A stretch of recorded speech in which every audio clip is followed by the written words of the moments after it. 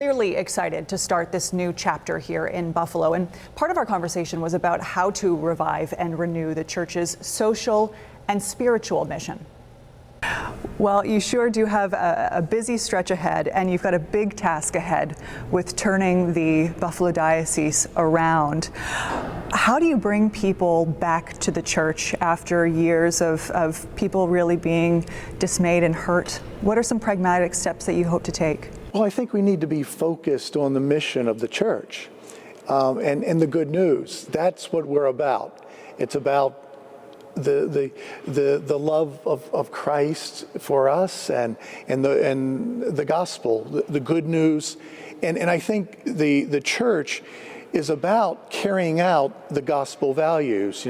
Care of the poor, education of our children and adults, the celebration of family life. I was a parish priest, so that's what I think I bring to the table. Being able to just celebrate family. I think so many Catholics are looking forward to just what you're describing, the social mission being restored and confidence there being restored. But of course, we also have the diocese going through bankruptcy proceedings right now. We're seeing schools that are getting closed, subsidies are being cut off. So what does the diocese look like 5 years from now? Yeah, I can't read into the future, but I would hope that we are a church that is devoted to the care of the poor. Again, that we're exercising those gospel values that we profess. That again, our children are being educated. Those are the things that we do good. That we're good at it as church, and that's what we need. That's what renewal, the road to renewal, will be all about. Is that made more difficult by the funding resource restrictions that are obviously in place at the diocese right now? Oh, absolutely. There are a lot of things certainly unknown, but we'll be looking at those. We'll be evaluating those. I've always been a very firm believer in stewardship. Proper use of our resources, and I think that's what the people demand. Last May, the Apostolic Administrator, Bishop Scharfenberger, had launched sort of a process whereby they would look at whether it would be appropriate to merge schools and churches. So some time has gone by now. Is that something that we can expect to see in the next couple of years? Well, I think we're still at the ground level there. I'm coming in new, and I'm embracing the renewal. I think it's I think the church always needs to be renewing itself. We need to be evaluating how we do our ministry. And I think that's what the renewal will be about.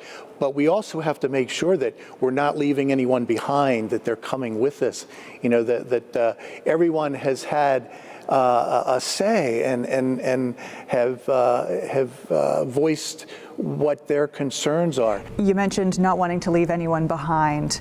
How involved will you be in engaging with sex abuse survivors and the community at large to restore trust?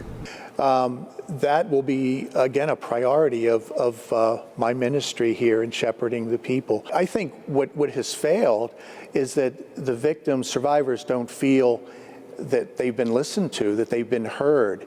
And one of the parts of my ministry over the past couple years has been with retreats for victim survivors.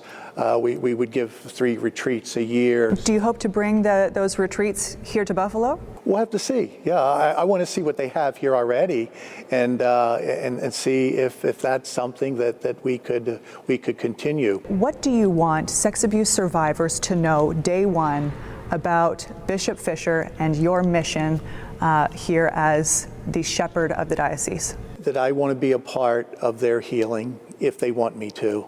That I'm here. That again, I don't want to leave anyone behind.